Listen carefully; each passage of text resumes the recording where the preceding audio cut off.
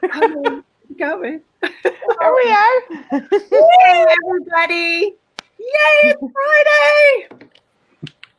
Friday night, live at 5 with the Hot Love Tribe. We're vibing. So excited to be here.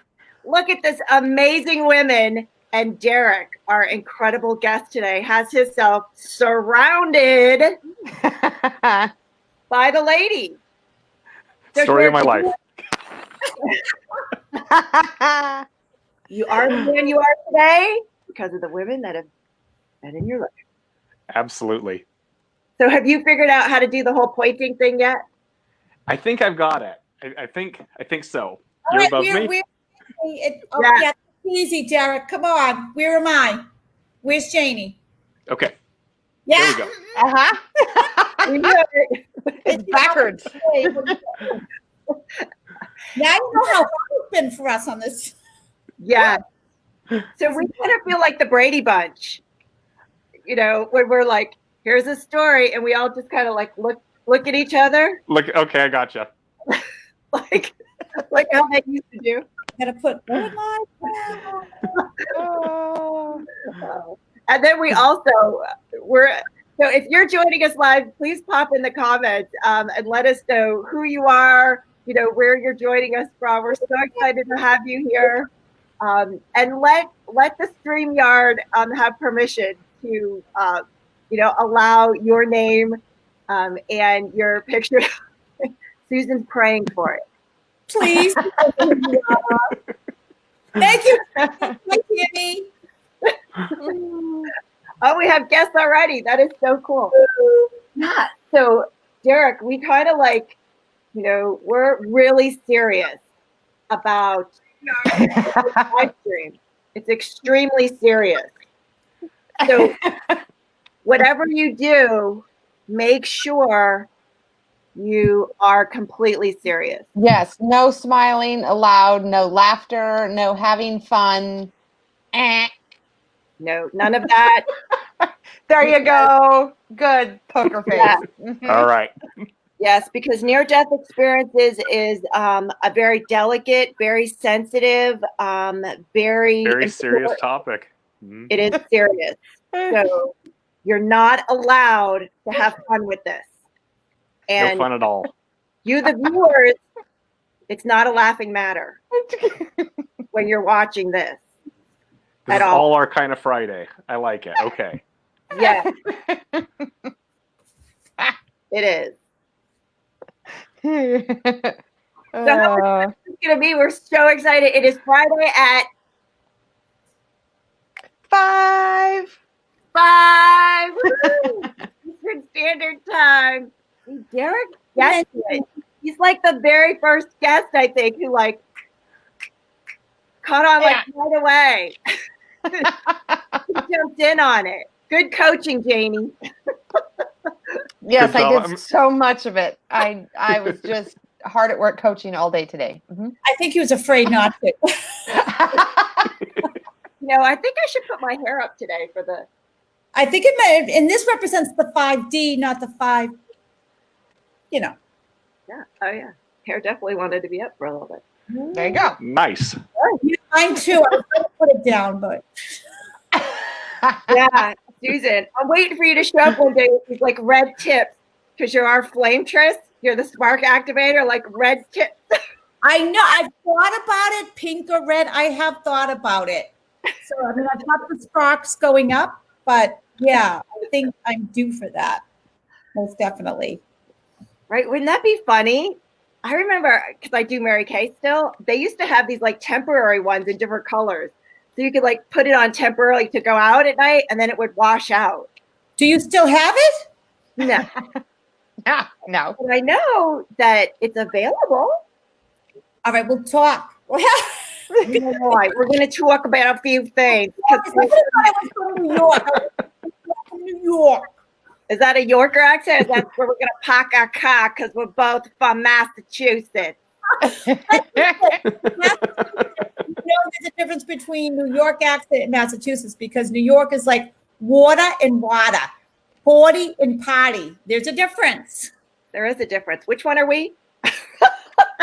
We don't go party, we party. We potty. That's right. We do potty. Not potty. We don't go to the potty. We go to the potty.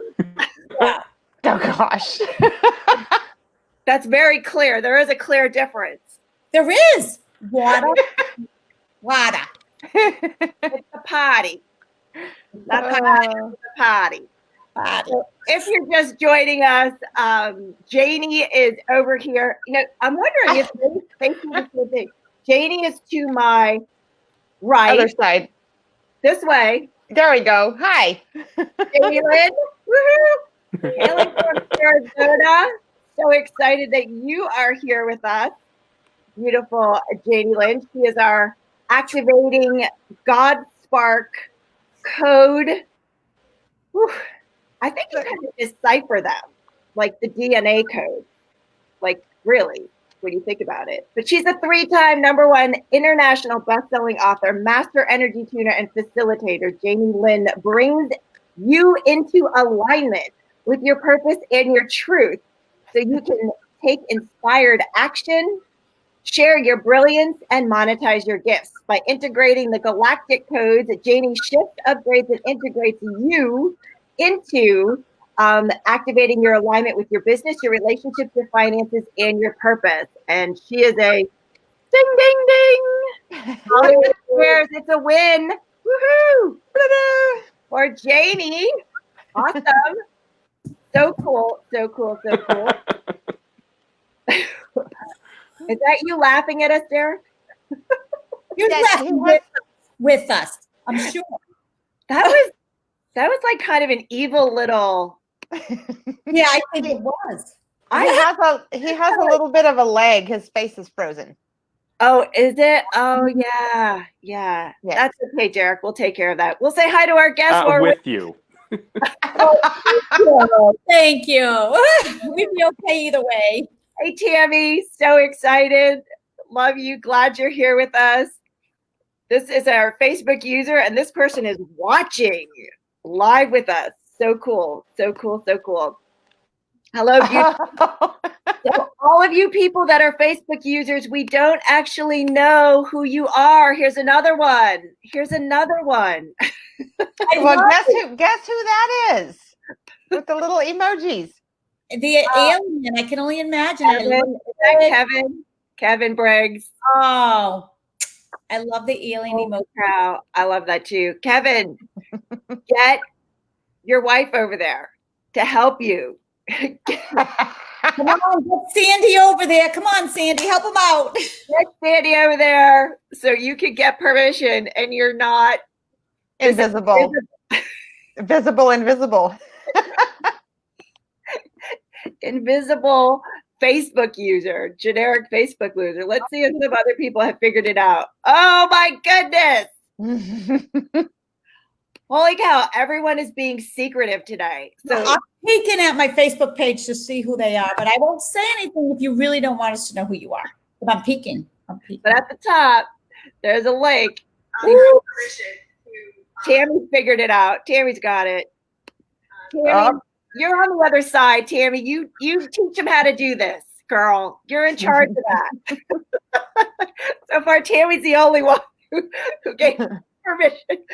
So Tammy, you're in charge, girl. You haven't figured that out. So cool. So JD, we lost Derek altogether. Holy cow. He's gonna come back. Okay. Did we hear him already? Yeah. Wait. Boo. No. We were so high vibing. With the tribe, we were high vibing. Come back, Derek. Yeah, let's see. So Derek is in California. Susan, Janie, and I are all hailing from Florida. From here. Florida now? Oh no, you're right. Janie's in Arizona. I was like, really? The other hot state.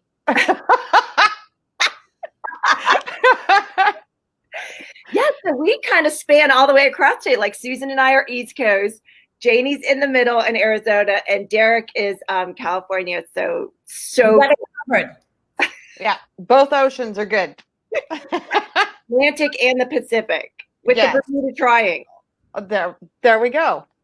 Yeah. I'm right near that portal. I love it. Nice. Yes. So it's interesting. I'm going to be sharing some things that are up and coming. People. Did your eyelash? What, honey? Your eyelash coming off? What was that? No. I'm just kidding. Hi, Derek. Hey, I'm back. No. You came back. This is better. It was lagging, and then now it's perfect. Oh, There you go. Yes. we thought you left us. We thought we scared you off. Well, just for a second. Your name is appropriate. Thank you. We see you. You're not being serious enough. See that's an infraction. Derek again. All right. You got the ruler. Oh my gosh. 3 times is a charm, right? Strike one. This is number 3 for all of us. So let's check our comments. Let's see if TM is able to teach some peeps. I love it. We should have Tammy. Hello, beautiful. Ashni. Woohoo. Hello, gorgeous. Ashni got caught on the road in traffic, and she said if she got here too late after we started, she would be our peep on the other side. Nice. Glad you're here, girlfriend. So glad. Up. Here's Tamara. Yeah. Thank you. We can see your name now. Woo. Love it. Love it. Love it. Yeah. Yeah. It's a little bit hot here in Florida. So that is all true, all true, all true. So JD, we introduced you at the beginning. So excited you are here with us. You have a very special guest. Would you introduce your special guest to all of us? Yes, I would love to do that. Who he is, why he's here, how did he get to be so important? Oh my goodness. So Derek has a really long kind of bio, so I shortened it. And then we can talk about the rest of it. Welcome, Derek. Yes. Thank you. So Derek is he was a former materialistic and egoic military officer and government employee. And he had this amazing life-changing experience, which he will share with us today. So after that occurred, he became a Reiki master, a Munye Ki shaman initiate for spiritual awakening, human initiated contact experiencer, and a dedicated meditator. So among other things, that's what occurred. His really cool experience put him on the path to the gift of plant medicine like ayahuasca. And Derek really prefers not to label himself with the before mentioned titles, but rather prefers to act in the capacity of a healer using those principles.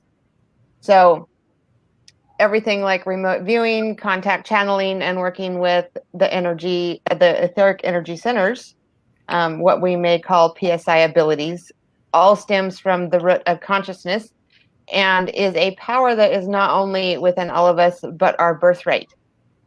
So his view is if we can learn to unlearn and unshackle ourselves from our programming, we can enter the still and silent eternal present, the only time space when everything happens. So here the web of bonds between all beings may be recognized and humanity restored and healed. So welcome to the High Vibe Tribe, Derek. Thank you so much. Yes. Wow. The energy did get really serious. Did you get that when she was reading it? Like went. Yeah, it sounds so serious, but it's been such a crazy, amazing journey at the same time. And yeah, it's a lot, but yeah, wow. Yeah, like it like everything got quiet while she was reading off what you were saying, and then it just went. At the end, it was like "Welcome, Derek," and it just exploded like. Did you hear my kids in the middle of it though? They're like, run in the living room. Birds. No. Was that the bird chirping? No, it was my kids. You could have said it was the birds. You could have got away with it. Oh, a pterodactyl. Yes, that would be it. Oh, funny. Cool. So, Derek, welcome aboard. Thank you. It's lovely to be here. So excited to have you here with us. I was trying to figure out like how we met. Like it was something with Facebook. I think so. Maybe through Kevin, perhaps. Wow. Kevin or Susan, who I'd been friends with for a while. Yeah, it's probably through Kevin because although I met you at a CE5 event. Yes. I'm so grateful. So many cool people. And you asked questions for Kevin, who was channeling his ET. Right. It was amazing, amazing. So I'm so excited that you're here to share some of this stuff that needs to be shared.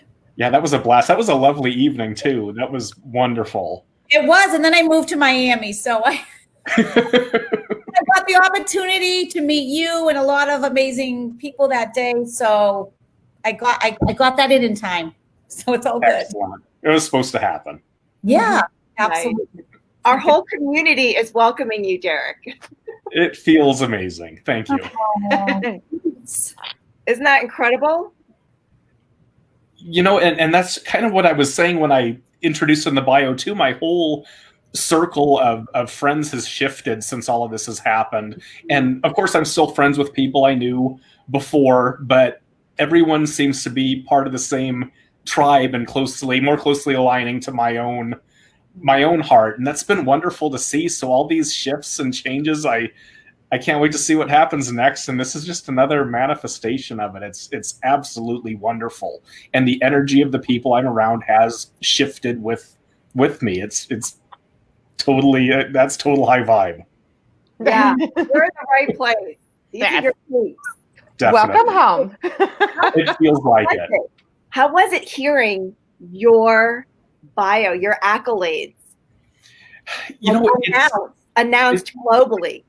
It's different, and it's still a little difficult because I do see all these things that people have, you know, as their title as being something wonderful and something to be proud of, but unless you're putting it to use and not getting egoic about it, it's different. So yeah, I like to do and be all these things, and I love exploring all these different modes of consciousness and where it can lead us as humans, just to be better people on the planet. It's wonderful to hear. So if it goes out there into the ether and into the world and someone hears something that piques their interest or that they've experienced, that opens up conversations and ideas. And that's what this whole thing is about. We're all here to learn and teach with each other and do what this entire universe is doing, and that's evolving together. So hearing that, maybe there's a little bit of evolution together going to happen. That's exciting. Yeah. Absolutely. Yeah. Spiritual awakening mentor. Would you tell us, because there may be some people who don't really have like a definition for that. It's not something you can like look up and you know, what is that for you? Sure. You know, I think when there were maybe more ancient civilizations and you had tribes with shaman, people were more connected with nature, they were more connected with spirit, and there were people around, and that was their role within the tribe, was to be this shaman or guide or person who you could rely on to have these discussions with. And in today's world, we're not raised to think like that. We're raised that there's materialist, reductionist science, that consciousness is something that we just randomly generate in our brain and has nothing to do with what the cosmos is made out of. But I also feel that people have some degree of a spiritual awareness innate to them, and maybe even a spiritual immune system, that when things are out of whack in the world, your heart and soul rejects it.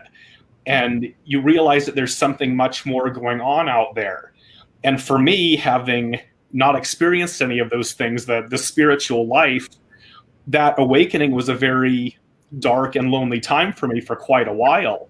And if there had been somebody that was in that mentorship or shaman role to say, you know what, I've been there and here's how we walk this path together, it would have been very helpful.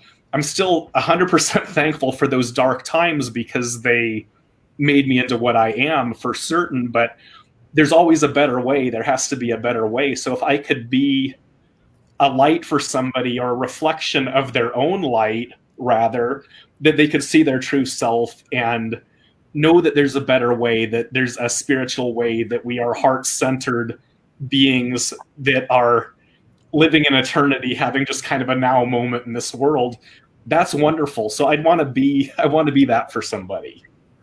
So that's where you come in with the spiritual awakening as a mentor. You can be the mirror, and you can be the person that shines their light back, even though they can't see their light at the time.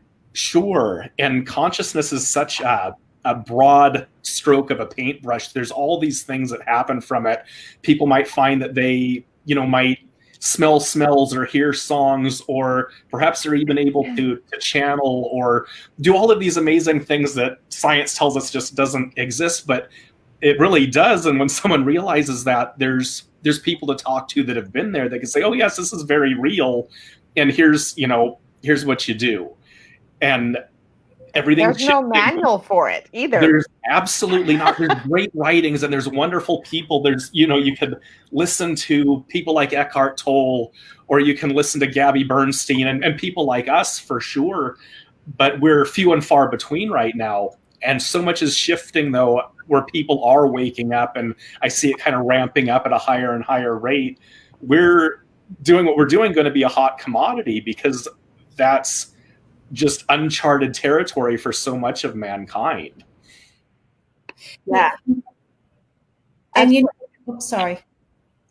No, I was just going to say that so many people are sharing this live stream right now, and the fact that you're here, Derek, Tammy, thank you so much. And if we didn't mention it in the beginning, Susan, what do you think? Everyone just take your phones out right now. And would you go ahead and click the share button? I already did. Susan's on it. I sometimes forget, but that's why I was kind of looking away. I was trying to get that going. Yeah, more people that we're able to, plant these seeds with, right? Like, it's that pebble that we drop, in the pond/ocean. Yeah, that comes out and comes back in. Yeah, is that what you were going to say, Sue? Was I reading your mind? No, I mean, there's no, yes, no. No, not at all, Susan. You're wrong. Of it, yes. Aspects You're of wrong. It. I'm right. The reverberation and everything, absolutely. We're tapped into. We're kind of like, woo, that collective consciousness. Yep, I went there. Sometimes you say it more eloquently.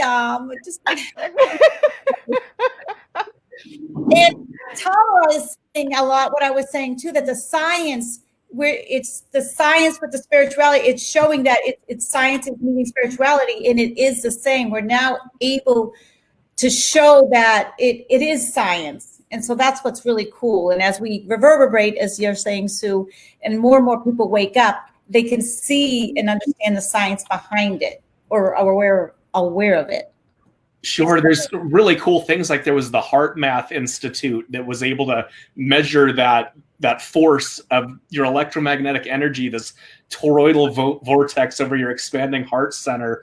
Just amazing stuff. And for example, going out and doing contact work, it's all an exercise of consciousness. And if it was moving at the speed of light or slower, these phenomena wouldn't happen. This is instantaneous throughout the universe. And yeah, science is finally going that way, finding out that a particle, millions of light years away from another, if they were joined together once, if you put an action on one, it instantaneously happens to the other. We're all interconnected on this quantum level, not just as humans, but with every being, whether it's a crystal, a tree, a planet. It's all this wonderful web of instant connection. It's amazing. And twins, there's been so many studies done on twins who are even separated at birth. Being a twin, I mentioned this, or not living near one another, who have these experiences instantaneously, these same thoughts, or this telepathic communication. So that's where the science has been showing also. So it's pretty cool. I love the light. There's the light. That is slick. Well, it's for Kevin because Kevin was just Kevin. Where is he? Oh, Kevin. Oh, Kevin. So when we were on the near death experience, the event, right?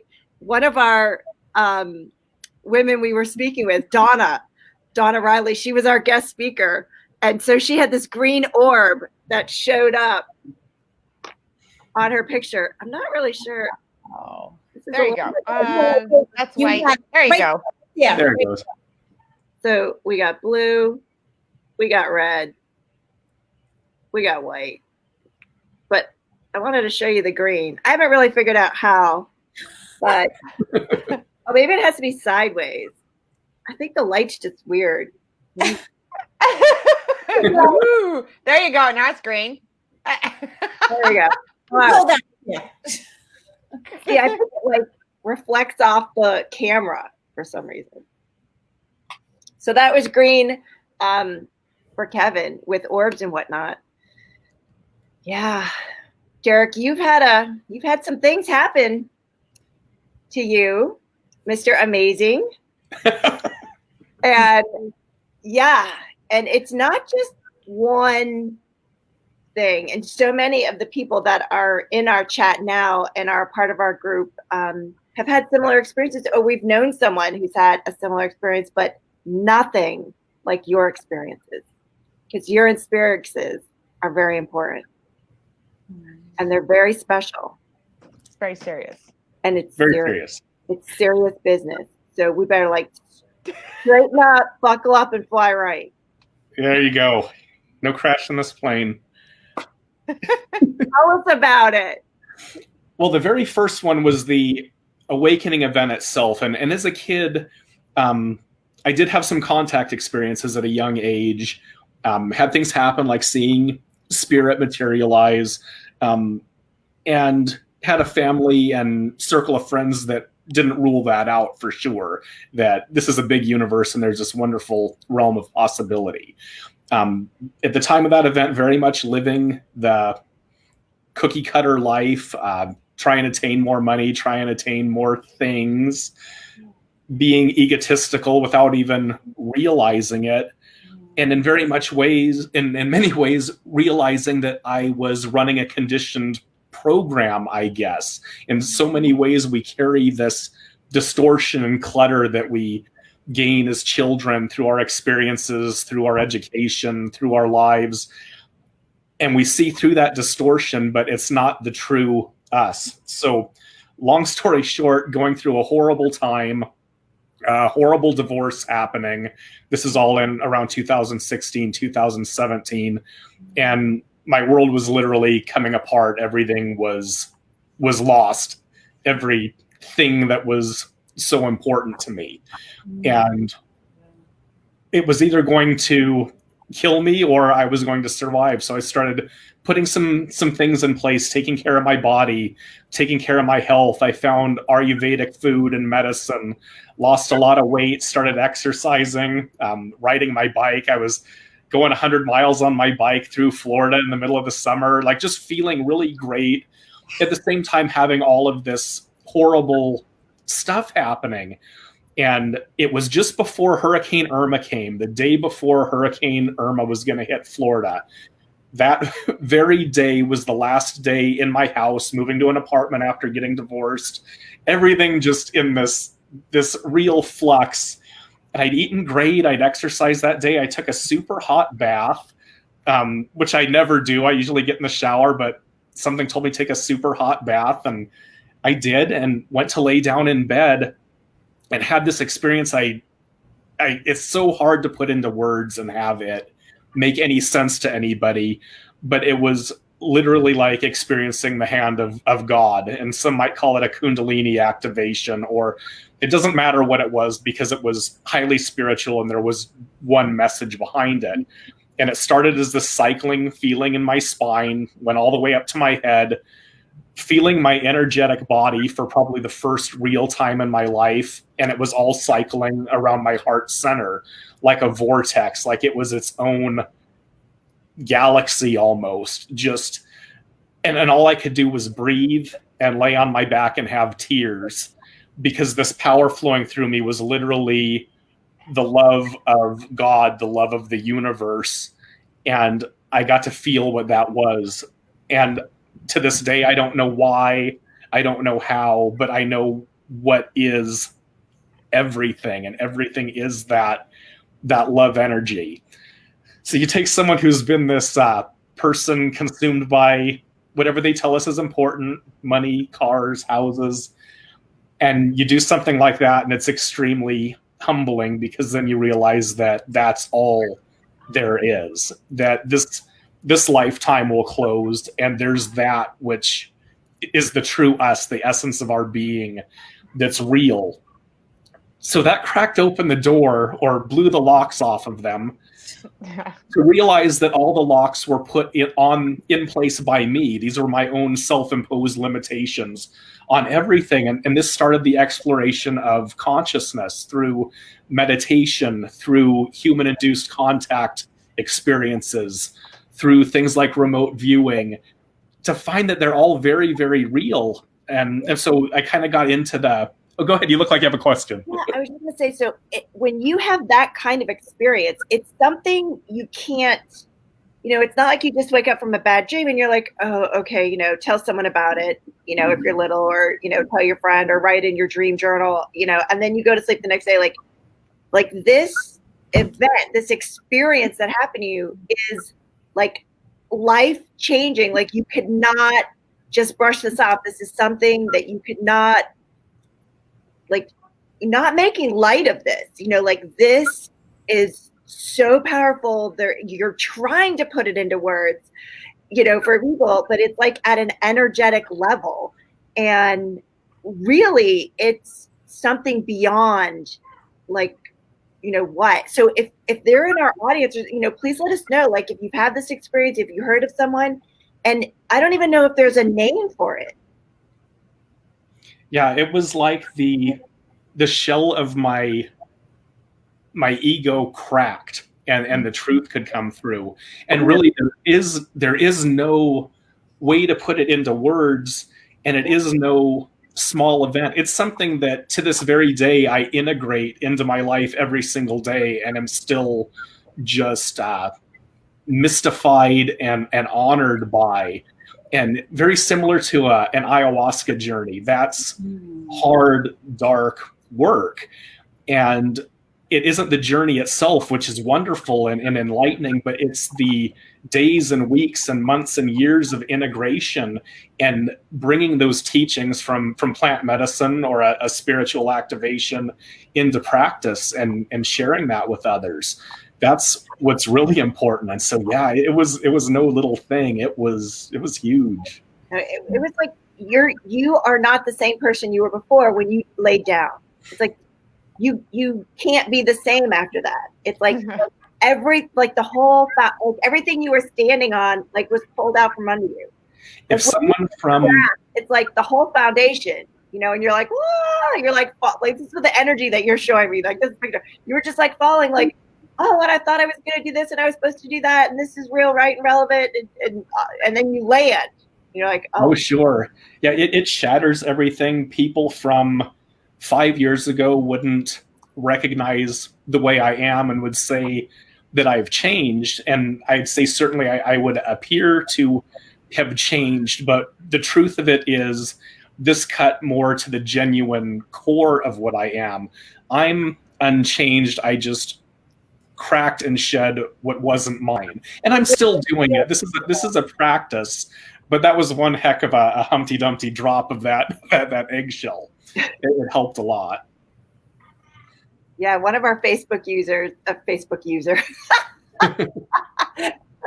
our wheel watcher, our weekly watcher, Facebook user, says, yeah, it's an absolute an aha moment of enlightenment. Like you can't not totally be changed by something like that.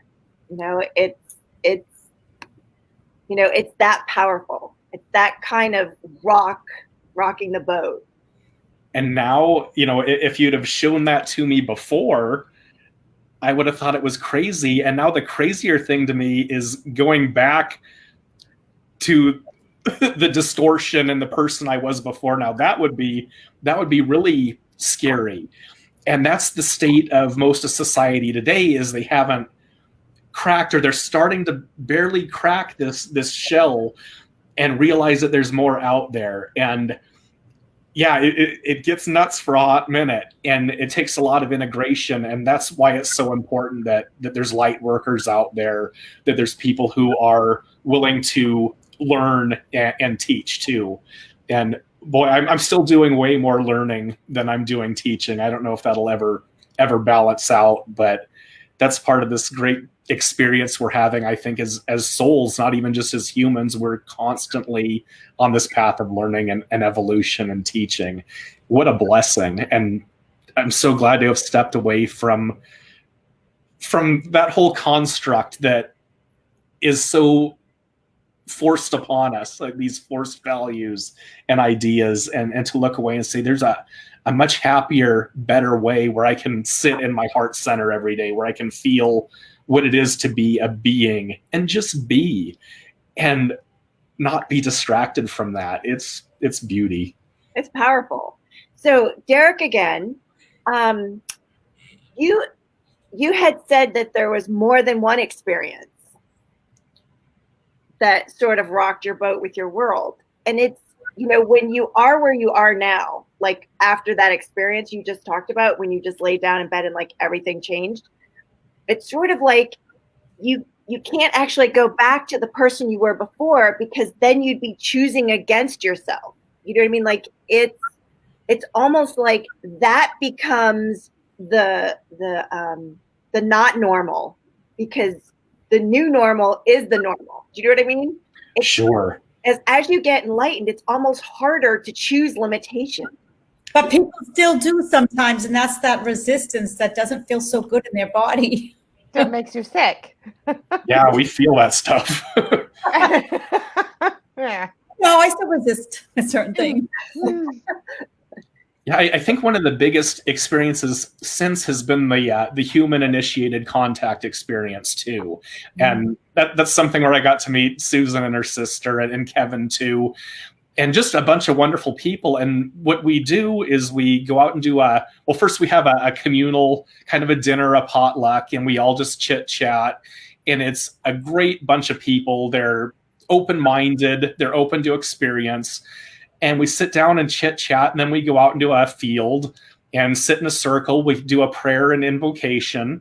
And basically what you're doing is just meditating.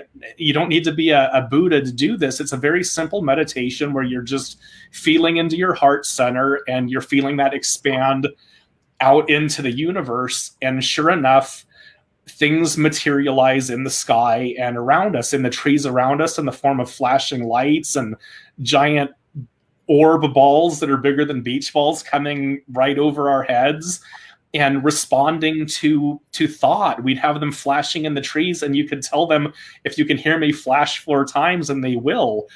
And now I go out under the stars almost every night and have this wonderful thing happen. And some people say it's ETs, it's whatever. I don't label it anything, but it's definitely consciousness. It's definitely appearing to feelings of love and expansion. And I see it almost as being like lights on the path. And certainly they happen. And this also proves that consciousness is not local to our body, that these beings, these entities, are responding to thought faster than light, faster than anything. This thought is the fastest thing, and have it happen.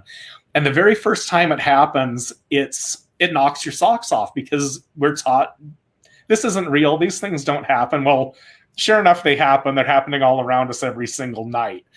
And how wonderful that is.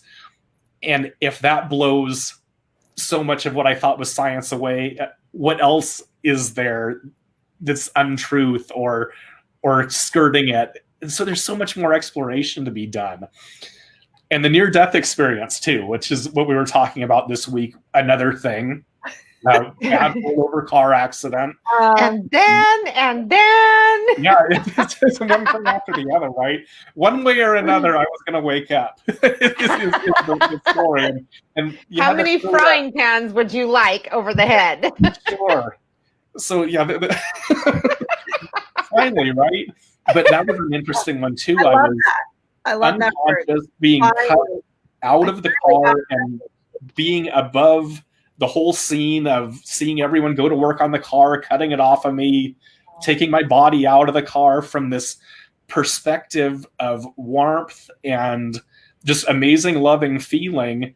And it was ice cold out, snowstorm, everything going on, and just feeling nothing but contentment and love. That also was a big hint that we're not quite what we're told. We're so much more, that we're absolutely limitless in terms of our potential. We are beings of pure potential when we can rest in this eternal here and now.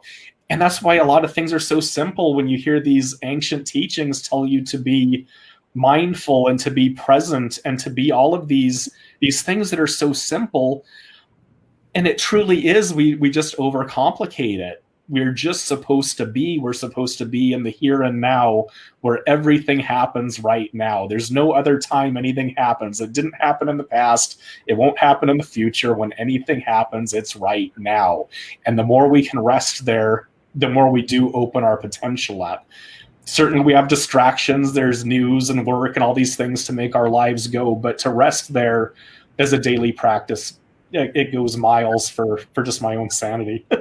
Absolutely. You know, Priscilla is watching, and Priscilla was on. She was one of our guest speakers on The Truth About Dying, near-death experiences from death to breath. And so you and Priscilla got to interact with each other. Right.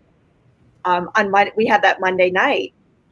So Priscilla's here, and she absolutely is all about the transformation and the change. And, you know, you actually shouldn't have lived through that accident. Because when you were telling me about it, like, everyone came out of the car scratch free, and your head, share a little bit more about that? Because it was unbelievable. Yeah, it was pretty intense. I was traveling in Utah, coming south, and winter storm conditions, and I didn't know it until later, but an animal had ran out onto the freeway, and I'd swerved to avoid the animal in horrible conditions, and ended up putting the car into the center median of the freeway, and the wheel stuck. The car rolled over several times.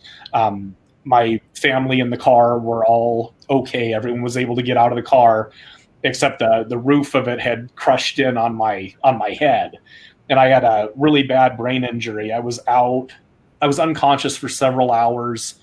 I still deal with, this was in 2007, so about 13 years ago, just over 13 years ago, still deal with things from the wreck.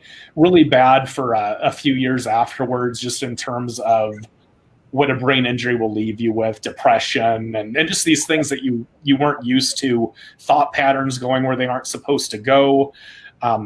Pretty horrible. I ended up losing my job. I was a firefighter at the time for the city of Los Angeles, couldn't go back to work, lost my IRA, lost my house, didn't know why all this was going on, because I was just so out of it. And yeah, trying to scrape my life together, but at the same time facing challenges that were pretty severe. I had a very bad follow-up care medically. They discharged me out of that hospital where it happened. Didn't tell me to go see a brain specialist, didn't tell me to follow up. I can look back and say that's probably not the way medicine should be practiced, but at the same time, everything for a reason. And I sit here today having had that experience, and now knowing that we are not our vessel, we're not our body, we're just spirit having, at this time, a human experience, and we'll go on to learn our lessons and grow and develop with the universe, expressing ourselves in this probably endless amount of ways possible. And this just being one of them, is this gift of a human experience. Yeah, and you know, when you talk about this, Derek, that wasn't the last time. That wasn't the last accident, was it? No, I've had them since. I don't know, maybe just some of my coordination. I had a bad fall last year. So I love the way you're like, Yeah, so I got in a car accident and, they had to cut me out of it. And I just raised above the car and, okay. No. Tell them the whole story. We want details, Eric. We want details. And so does the audience. Which part was I missing? The middle.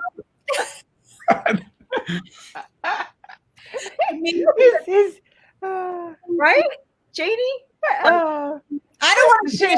She's wondering, Derek, like when you were unconscious for this amount of time, did you go anywhere? Did you see anything? Did you have any awarenesses? Did you? Sure. So your at least in my case, it was like having all of your senses sharpened 100%, where you were aware of every sound going on, every piece of breaking glass happening below, hearing the metal crunching. It was extremely intense. It's odd because you're not necessarily feeling these things. You're not feeling the cold air. You're warm and content, but you're abundantly aware. You are so aware of everything going on. So there's this burst of awareness, and there was what I describe as a vortex going on that I feel like I could have gone through. And I always hear this light at the end of the tunnel analogy when everyone's talking about near-death experience. This looked like a violet spiral, like a violet spiraling galaxy almost, or maybe like when you pull the drain in the tub as a kid and you watch the hurricane thing. It looked something like that, with everything going to this point of one. Not at all like the potty. The potty. Not the potty. It wasn't the patty. No, not the potty. The potty goes down the drain. Not that kind of spiral. Right. Like none of this is important. It was like almost a tornado, and I feel like I could have gone, but there was something that blocked me from taking that journey into wherever's next. Yeah, you have to have another accident. We'd have to have another accident. You couldn't go yet. You weren't done having body trauma. No, I'm not done having body trauma. And I remember at one point, being aware of this vortex going on and also looking down at the car, and they shoved a backboard between me and the driver's seat to strap me in and get me out of there. And as soon as they did that, I felt pain.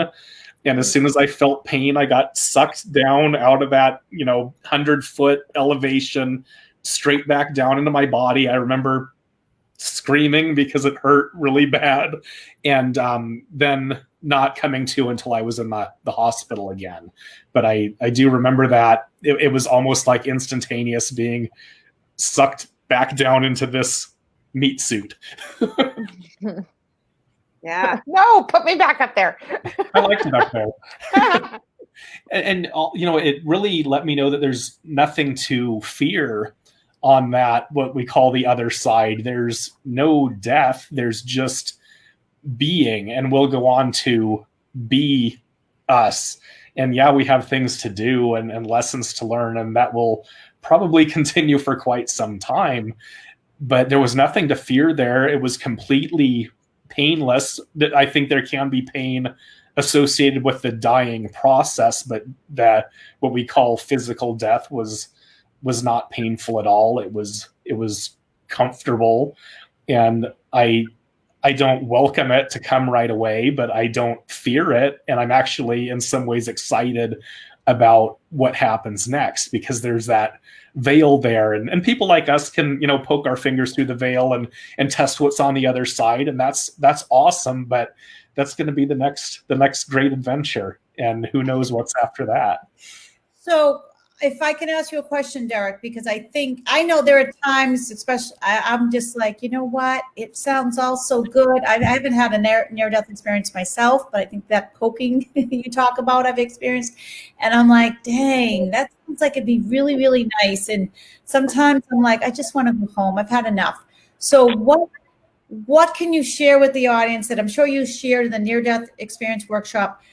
is what helps to keep you here, despite how wonderful it is when we transition to that next adventure. I feel like I do that a lot too, and there's times where I do feel like I want to be home and know where home is, and know that it's not necessarily here, that this is just a place where I'm having an experience, and it's certainly not home. And if there's anything that keeps me here, it's that mission of helping others to find their way home too, and to know that there's more to our existence than working a 9 to 5, accumulating money, and hopefully retiring and dying comfortably. There's so much more to it. There's dimension to explore, and our own development that I feel is a very critical thing. It's a part of our spiritual process. Yeah. And I almost see us on Earth, it's like a spiritual refinery where everyone goes into this refinery, and you put it through heat and pressure and trauma, and things start to etherize, they start to lighten, and they start to become more developed and refined and light. And that's what we're doing, and we can't do it alone. There is no beautiful. There is no alone. We're all one thing. And I can see myself as this individual, this person, but that's not it. I'm a ripple on the ocean, and everyone else can say they're a ripple on the ocean, but we're what the entire ocean is doing. So none of us complete this mess we're in, this giant thing, without all of us completing it at some point. So if there's anything that does keep me here, it's knowing that it's that we have to be on this path with each other. Yeah, Priscilla is sharing that before we get here, we have signed a soul code when we were born, and that we're given 3 exit points, and we have the choice in those situations whether to take them, to leave, or to stay. And have you had all 3 of yours already? Well, I might have counted more than 3. maybe we doubled a couple. You're a special kind of special, Derek. Again. You're Derek again and again and sure. again. Donna Riley is with us. And oh wait, that's Tamara. Hold on, Tamara. Donna is with us, and Donna was also our guest speaker. And Donna, you should see we had a green orb on the video, girl, before you got here, just for you.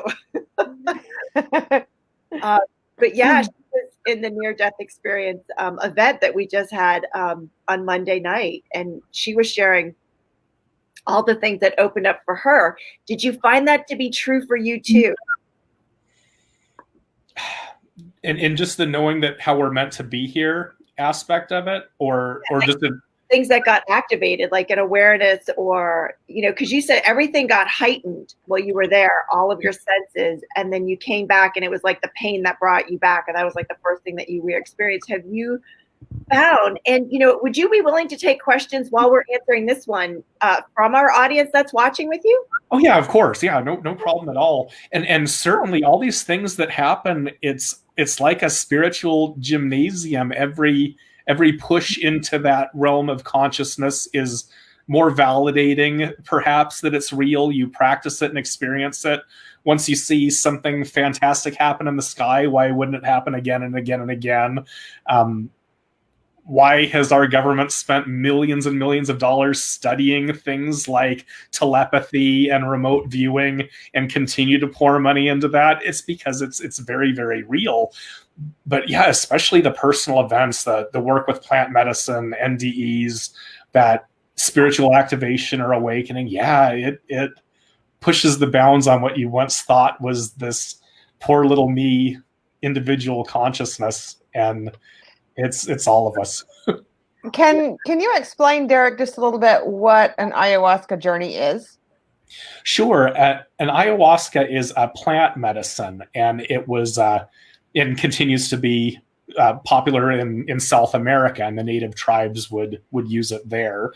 And what it is a chemical that our brain makes naturally by itself called dimethyltryptamine, or DMT.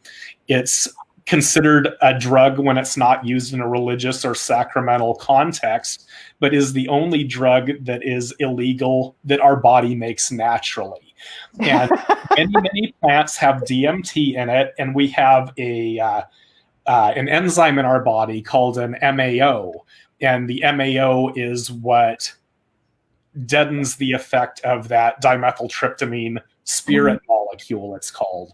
And so the brew itself is like a tea, very, very thick, does not taste very nice, probably the worst thing I've tasted in my entire life. But it's made with a plant that has DMT in it and another that has an MAOI. And you've heard of MAOI like on the commercial drug marketplace. It's a common medication, but plants have it too. Well, Derek, you'd think they have it in chocolate and like other flavors by now, right? I mean, it's been around for so long. Like, I don't know. Like, really? Like, perhaps, but you know what? That taste, a plant. It's part of it. That becomes part of the journey itself. It's and the tasting so bad.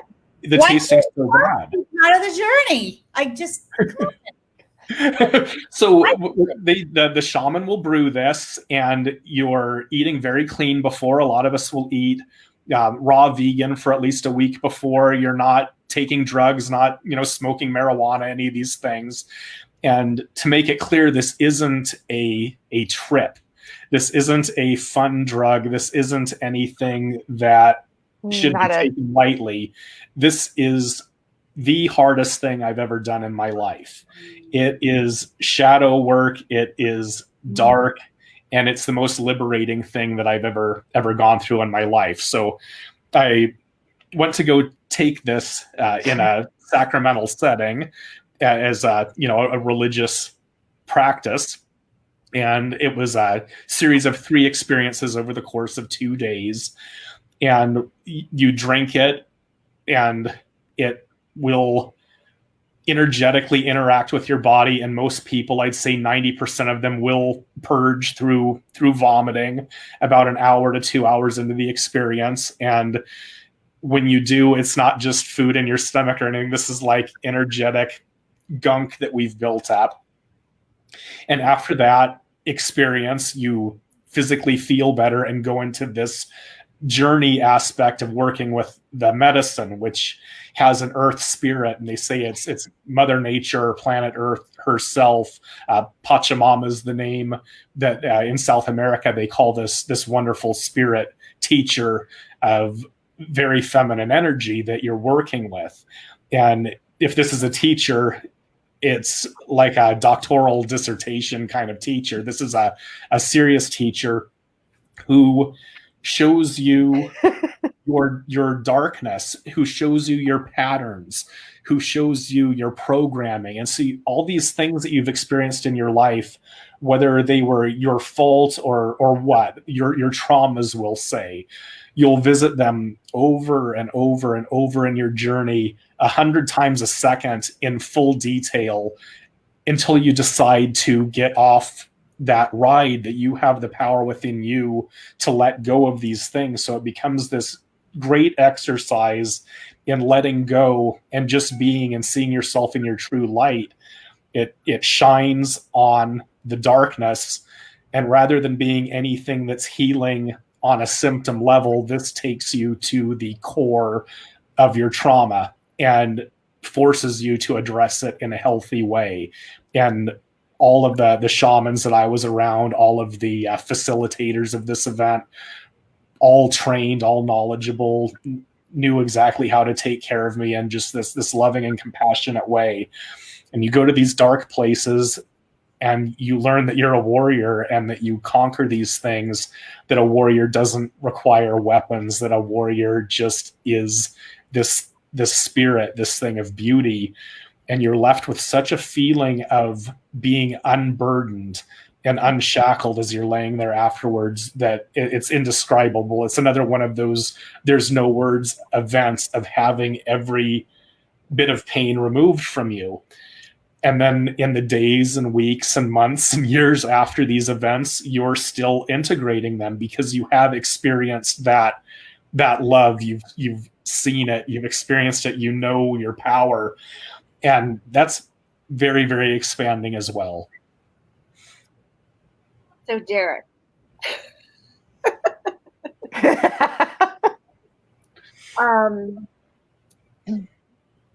Yeah. So if you've got a question for Derek, pop it in the comment box, and we will definitely get that over. And let us know, have you tried ayahuasca? Give us a thumbs up. If it's something that maybe would appeal to you, something you would sign up for. How would you compare it to a sweat? I mean, it sounds exponentially much more like moving that stuff through those shadow aspects of, as you refer to it. How would you compare it to a sweat lodge? Because the sweat lodge for me, I've done that a couple of times, was incredibly intense. And the idea of doing ayahuasca, I'm like, I don't know. I've been through intense things and things like that, and also some like pranic breathing, but like serious 2-hour-long breath work kind of stuff that's transformative and magical. This was a little bit different, and I think it is the medicine that humanity needs. It is that powerful, and a lot of people, I don't think you should ever try it lightly. This is something that absolutely must call you. It has to call you enough to at least be interested and start, bringing up some videos on people who have done it or reading up on the subject before you do it. But they say when the spirit calls you, it is truly time. And if it hasn't, or you have a friend dragging you by the wrist, it's not time yet. But if you're dealing with trauma and you want to cut to the core of it, and you research it and see that this might appeal, do some more of your own research, and your heart will take you there if it's the right time. But like I said, it's not a trip. This isn't a fun thing at all. This is absolutely hard, dark work, and the most rewarding thing I've ever done. It's that important. So sorry, go ahead. Is that offered in the States now, or do you still have to go somewhere else to do this? As a matter of fact, there's one in Florida that offers it in Orlando, and they're awesome. So Derek, I'm like, we can't really get a passport and go somewhere else right now. Is this? You know what? How much money you got? I'll do this. Let's raise some money. It's awesome. And I could get in my car and go. I will do it for the greater good. I will take one for the team. Well, I know for like myself, I have a lot of stuff. Like, this isn't my first time on planet Earth, and I'm aware that I have a lot of programs and that I have a lot of stuff running, and that not all of it is airy fairy fun stuff, and what's interesting is one of the things I'm aware of, it's kind of like with the code work that came in for me to do. It's like, if somebody's not ready to let go of their junk, it's not time to code them, because it will send them for a wonky loop. But I've been kind of interested in the ayahuasca stuff for the last probably couple years, because I'm like, okay, I'm done with this stuff. Ooh, it's time. Maybe. Flush that toilet, Janie. Yeah. Yeah, it does have its own spirit. I'm convinced that she's there calling the people at the right time. And just that it's available to us here outside of the rainforest, outside of that environment is such a blessing. And I do want to see that the sacredness of the medicine maintained. And this isn't something that should be exploited by Westerners or anything like that. But at the same time, most of the shaman in those areas, when asked, what is mankind's affliction, they'll say that we've severed our connection with spirit. And this is a remedy for that because it does absolutely connect you. It's a, if you're atheistic, it's a cure for that. In my own experiences, I met people there that were wanting to know what it was all about. Is this real? Is there God? All these profound questions. And afterwards, in tears, knowing that there's so much more. So this is another way there. And once you take it, you become the medicine for the world as a soul who's had that experience. So that was a big part of my path too, into wanting to share healing, was having that plant medicine journey. There's been several, but going there has been so important. Do you think that spiritual connection is the difference between this and, say, like psychedelics? Because I know those are becoming really popular also. Right. I think psychedelics are okay and can be teacher plants for us in their pure form.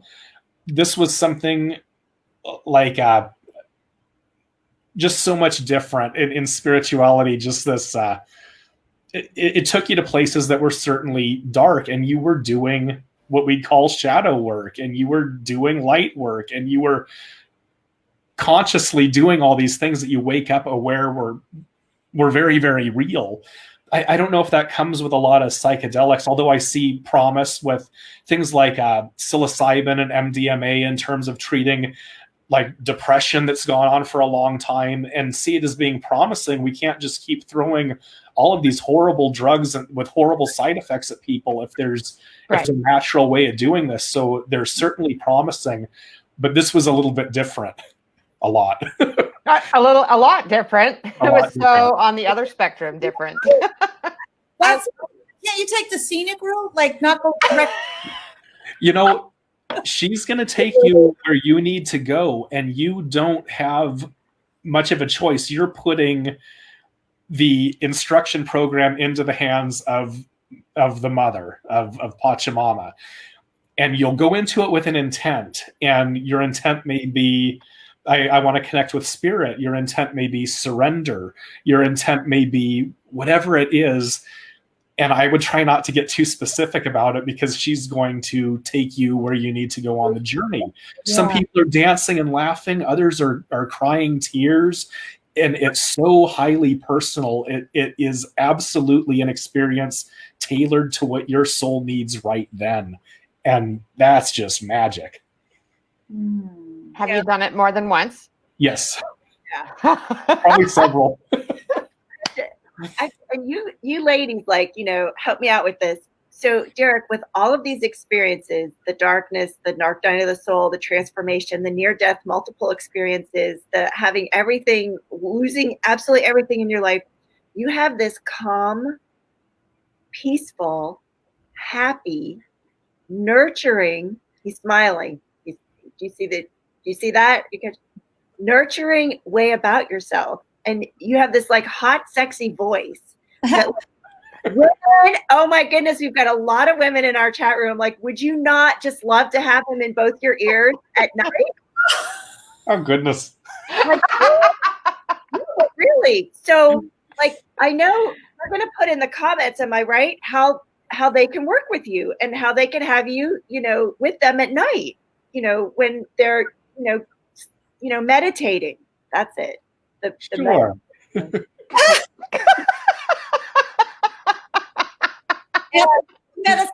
the scenic route I was talking about.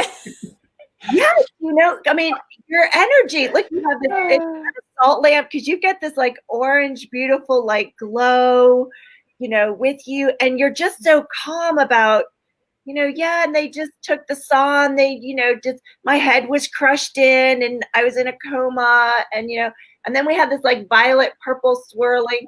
You're so. I'm totally blushing. Your energy is so calm. It is so peaceful. It is so you're so present with us, Derek, really. And you have this nurturing, caring aspect about what you're sharing, that it's like, look, you can totally relate to everybody who's been there, and take them and support them on getting to the other side. Sure, and that's what I'd love to do. I wasn't always this way. I wasn't always present at all. This is new, like past few years kind of stuff. I was impetuous and temperamental and opinionated and all these things. I had my idea and I wasn't going to listen to yours. Now I've just found out that there's so much that I don't know, and that It's okay. You have a great voice. thank you. Whatever. No. And just being present is wonderful, because when you're present, that's when you can truly listen. And most people must be listened to go on this path with us. So I do try to be calm. I do try to be supportive and treat people the way I'd want to be treated anyway. This is rough stuff, and it's high vibes certainly, but it's not easy, especially when you're first getting your feet wet in the dimensions of consciousness and expanding in spirit. It's rough for a while. Holy cow, you are blowing up the airwaves. Eric, again, That's for your sweetheart. But we call it the way it is. Like, we are, we're the high vibe tribe. We are not here to like just woo woo and fluff and all that kind of stuff. We are here to have a conscious conversation about this. So I'm very honored. I'm so blessed, and I'm so grateful and thankful that you not only chose to be a part of the event that we had, the near-death experience event, but to also come on and share here with the world, who you are, where you've been, and this is such a great experience, because I love live streaming, Derek. Like, people can see you and feel you, and we can't touch you yet, but soon, energetically doing events and speaking, and people will be. But it's just this incredible gift that you are, and I'm grateful and thankful that you chose to come back each of those times and be here, because I've never would have met you. Sure. Oh no, this has been an absolute pleasure, and all of these things that we're sharing, they're all within every single person out there. All of this just unlimited potential that we are as beings, and unlocking that together, and sharing great times, and also sharing frank stories about it. And light work is about dealing with darkness too. It isn't all fluff, although being high vibe is absolutely essential. It's very, very important stuff. And yes, certainly when we were talking earlier, there is a very serious aspect to this. But at the same time, we're souls learning and having fun and doing this together. And you see the tribe come together and all the new connections being made as you grow and evolve. I'm honored to have been here with you today. This was an absolute pleasure. Thank you so much. You are so welcome. So are you dating anyone? Because I foresee that there may be some. You may be soon. I am right now, yes. Oh. So, it's so interesting, because just like Donna was saying, the sexy thing to her is the humility and willingness to surrender, and not the toxic, old male, archetype. But yeah, consciousness is the new sexy. I'm all about it. Sure. Yeah. You talk about, the feminine needing to take the reins, and that's true. And you at the same time have a very polluted masculinity out there that needs just as much, if not more, help in discovering what it truly is to have divine masculine energy. And this is that warrior spirit without weapons. It's the kind paternal voice. It's a beautiful thing, and we're taught that it's about guzzling beer and driving a pickup and watching sports ball games, and that's not it. It's very, very different. And I lived that way for the better part of 4 decades, in that false sense of what masculinity really is. That's not what it is. And all of these things have taught me that it's quiet and delicate and gentle, and then there's an underlying strength behind it. But you really have to rein it in. There's so much more to what masculine energy needs to be on this planet right now. It's hurting. Yeah. So I'll tell you what we did, Derek. So we just had this huge event, and we thought it would be about 2 hours. It ended up being 3 hours in length. The Truth About Dying, Near-Death Experiences from Death to Breath. And we got at the end of it when we were getting together, like it didn't actually like want to stop. We could have stayed on all night. Awesome.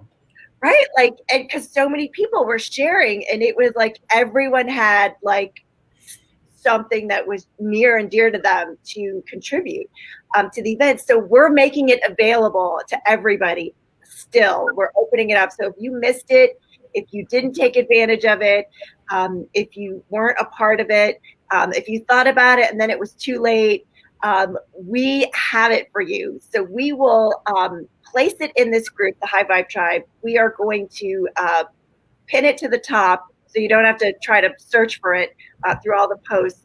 And there'll be a link there. And tell me about, because it came with you tell everybody a little bit, Derek, because you are part of it. And Janie, tell us, Derek, like when you went in, I know we had a survey in the beginning for everyone to kind of assess their personal, points of view or their beliefs about death and dying. So you did like an assessment. Sure. There was like an intention paper. Were you surprised with yours? If there was a surprise with mine, it's in retrospect, thinking back on my childhood to young adulthood to now, how those numbers and values have shifted as I have walked this path. And so certainly right now, if I have any fear surrounding death, it would just be that it might be painful as a dying process. If there was something that happened that involved physical pain, I wouldn't be too jazzed about that. But all of the other aspects of it, I don't want to say I'm welcoming it. Like I said before, I'm not. I have this experience here to go through, but it's not anything that I fear right now, having experienced what we really are. And it's that we are. As long as you don't pop back in, you don't have the pain. Right. See? That's when the pain came in. Wow. And we're all truly eternal. We don't realize it because we're living in this three-dimensional construct of moving through space using time. I'm going to move from here to the kitchen using time. And that's just here. Out there, it's different. We can move through time using space, and that's just unheard of here. And that we're all eternal. We never haven't been, and we never shall cease to be. We just are, and we're that permanently. So no fear there. I certainly like my body and what it can do, and I like going and exploring and being in nature and doing all these things that my body allows me to do, to perceive sound, to smell, to taste, just all these wonderful things that I get in having this body. We like your body too, Derek, in case you were wondering. Here, let me help you. Thank you. You're welcome. I should be like, yeah.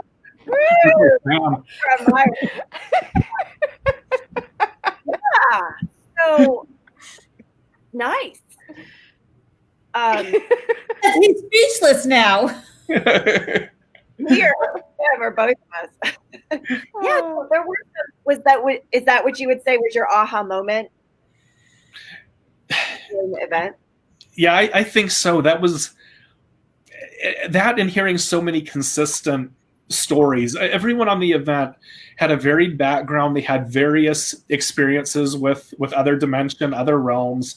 But what was kind of the aha moment for me is that there's always this undercurrent behind it, and just having that consciousness aspect of it validated. And you could have different points of view and different experiences, but there was ultimately a core to all of it. And seeing that was very, very nice. That was wonderful. You mean a commonality? Did you say core or chord? You said core. Like a core, a commonality. Okay. Cool. Yeah, like attracts like. Yes. You guys have a lot of stuff. and it really, because when we all went in, we did that clearing in the beginning, and like everybody just like we did an extra drop the walls, and it really just opened everything up for people. So if this is something, would you recommend people get this event, whether they need it now or in the future, or, we'll have it available for one of their family or friends? Oh, yeah, absolutely. Everything that we're talking about, all of these different modalities are all part of our connection to spirit and how we experience them and manifest them. Might have people that are interested in beings from other dimensions. You might have people that are interested in channeling or in mediumship or remote viewing, but it doesn't matter.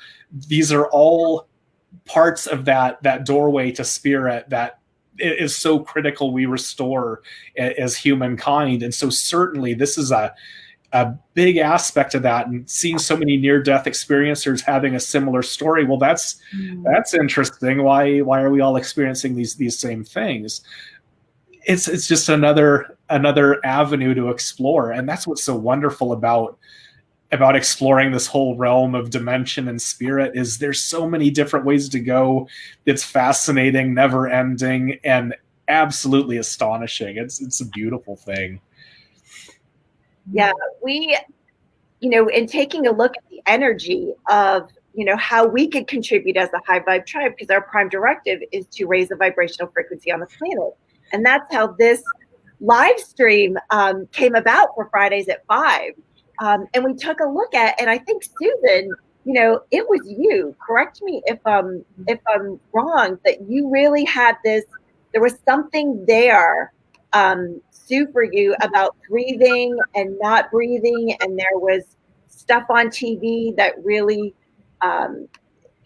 just resonated so high with you that it was one of the things that it kept showing up in our list of topics to have on our show. Yeah, and my sister too. My sister had mentioned it. The breathing, not being able to breathe. Yeah, it did. I think all of us were talking about that. Yeah, the grief of the loss of the life we had, and there was grief on so many levels, and then grief because I think all of us have lost somebody, and so it was really showing up in a big way. So it was, the energy was just moving in that. Yeah, it was speaking to everybody, because like Susan had been thinking about something like that, and then I got a hold of a video and watched something with David Wilcock, and it was like, me too. And then something came up, and it was like, NDEs seem to be really big right now. It's like, there we go. Yeah, my sister, she had mentioned it also. She knew Donna Riley. She was kind enough to connect us with Donna, and so one of the people that shared with us. So it was definitely a very collaborative effort, and we all kind of pulled it from the collective consciousness. So it was cool. Yeah, and I think that's why it still would like to be available now. It was like, it's not done yet contributing. Not even close. We're just like in honor of that aspect of it. And Sue, being the spark activator, I know you have like a ton of stuff that you have launching. I'm going to share a little bit about who you are, because I know you've got some people to welcome into the group this week. And then we have a movie announcement. Like, Derek, you know about this, right? Like, do I? Well, yes, you do. Okay, I do. I don't know if I saw your post. So we have a poll in the High Vibe Tribe where we're so blessed and so thankful. And Priscilla, you've been huge in contributing, and Tamara also with posting it in your groups that have hundreds, thousands of members in supporting this group building. And one of our targets has been to, expand the amount of people here so we can expand the influence that these topics and our conscious conversations have. So we were thinking of different ways that we could have like a thank you, like an appreciation kind of party. So Susan, would you tell everybody a little bit about that? Because you are an inspirational speaker, you're an author, you're an energy healer, you're a life coach for all ages. Your primary mission is to inspire and empower others to activate the spark within themselves. You're a #1 international bestseller. You have published works That is your DNA activation code you just flashed. You're certified in a multitude of energy healing modalities. She's the Flametress and infuses the infinite wisdom into her work. Susan has created an online course called Abundance Academy, and it is now active. So tell us about this membership appreciation, Susan. So we had all talked about having we want to celebrate. We want to celebrate all of you, all of those of you who've invited other people to help raise the collective vibration and raise the vibration of the planet. And so in honor of that, we thought, what is a fun way to celebrate and to party the way they do in Massachusetts? Party, party, party! Hey, if you need to go party during it, it's okay. You can take a party break, but we're going to party. And so we're talking about having a watch party. And I'll be honest, I don't have the movies up in front of me. I didn't write them down, but there is a poll with, I think there's 5 movies that you can choose that is on our page. It's okay. We got them right here. Thank you. You're welcome. So it is. There we go. So the movies are Heal, Unacknowledged, Minimalism, The Universe, and The Most Unknown. And it's okay if you're looking at some of those titles and you don't know them. Look at the synopsis, see which one resonates the most for you. You just might all of a sudden be drawn to one. Maybe that would be the one without looking up the synopsis. And Janie did the homework. You did Yes, I put all the descriptions down below. So if you're curious, you don't have to go to Netflix and say, what is this all about? You can just work. Okay, thank you, Janie. So there's good work for you. So vote, please. We have until Monday, 10 o'clock a.m. So we're giving you a few more days to vote. And then we can announce a day or Friday. I'm not sure which Friday. At 8 o'clock p.m. when we are going to celebrate together, watch that party together and share and have a party. So please vote, for the one that you would like to see and watch. I think they're all awesome choices. And we'll have our party. And I think we were going to celebrate 300 members, but I think by then we'll probably be up to maybe 500 or more. So it's just expanding. Thank you so much. And I think a lot with the guests that we've been having, we're so grateful for our guests and our audience members because, and our crazy host, we love her. Because it is the synergy, the energy of everyone collectively that has helped to expand the group and raise the vibration. It isn't just, all us here sharing the screen with you. It's all of you here that are watching, those who are part of the group. Obviously, are the amazing guests that we have had today that have really, really helped expand the energy. And we are truly, truly helping to get that critical tipping point so that the timeline that's already been activated, by the way, it's already been activated. Now we're just helping others to see that. And so be aware of that activated timeline. So it's really, really cool. Thank you, Tamara. So we've been challenged. She has challenged us. I love yes. Think bigger. Yes. From the woman who has 73,000 members. She's a piece of cake. That's nothing.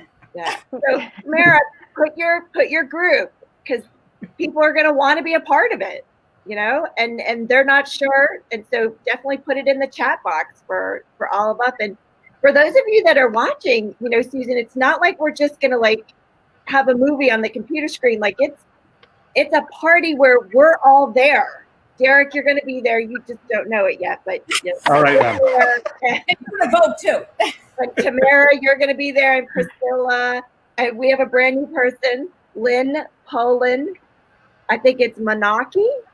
Is that how we say your name, Lynn? Manaki. Isn't that kind of cool? Yeah. And she has some Flametress hair too. I love it. And she's got the pink flower. I love the color pink, and she has the pink flower in there. She's put it in. I love it. So we'll all be chatting. So we're all going to have a conscious conversation while we're together, communicatively watching whatever movie you all choose. So cool. So please Say that time one more time. The cutoff is Monday to vote. Monday, 10 o'clock a.m. So really kind of Sunday night, but I'm giving you a little bit more time if you get up early with your coffee or whatever. Gives you time. Love it. 10 a.m. Eastern? Thank you for clarifying. Yes, Eastern, since we have so many people from globally. Global. Yes. Thank You you. know, Massachusetts is in the house. Hey, woo! Just saying. Just saying. So cool. So yeah, Tamara has challenged us to get to 1,000, and I'm sure you can give us some pointers, on all of that super funness. Yeah, so we'd like to introduce our brand new members also. Yes. Susan and Janie have some brand new members, and this is a record-breaking week again. Like, we're in the double digits for new members that have chosen to be a part of this incredible, I guess, I love how you just put it, like shifting, consciousness. We're here to shift and uplift, humanity. And we know that not everything is smooth and easygoing and spiral. Yeah. It's, and it's funny because every time I see in the group when we post welcome our new members, blah, blah, blah, I feel like always saying welcome home. You're home. Welcome back. Yeah. Where have you been? Welcome home. Miss you. Miss you. Glad you're here. Yeah. Do you want me to go first too? Yes, because I think they're more difficult.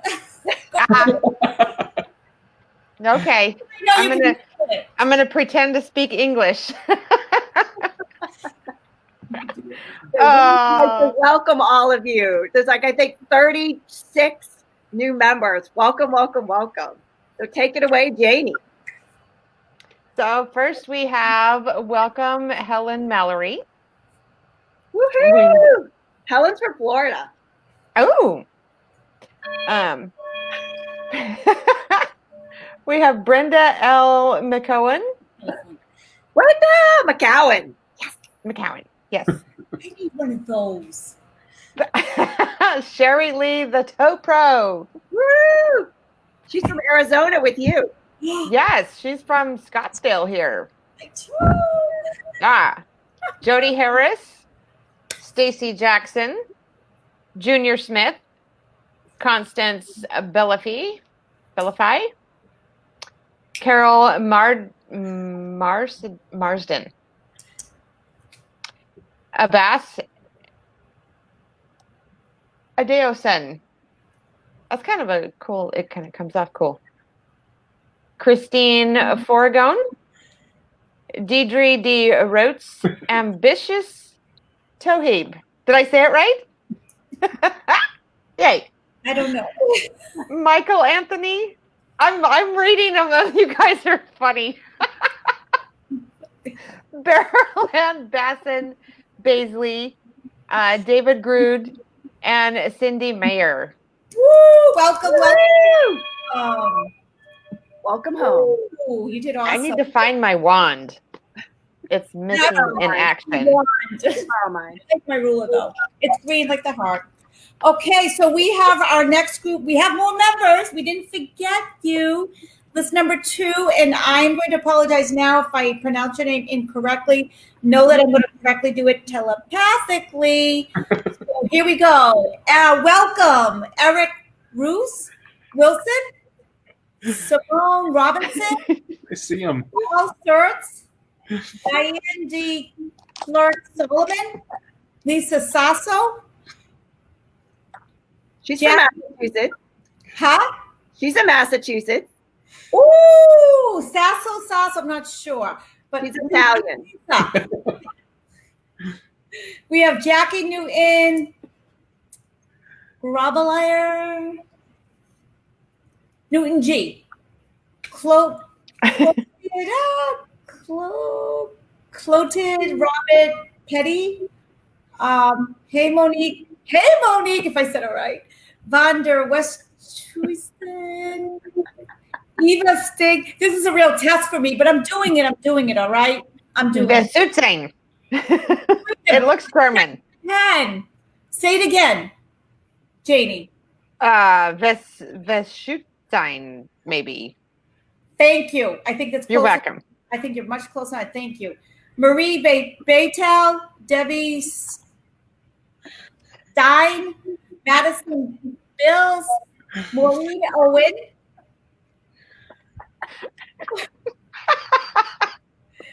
Oh boy. Now you know, Susan. What I was thinking. Good, because she's distracting people from my pronunciation, which is good.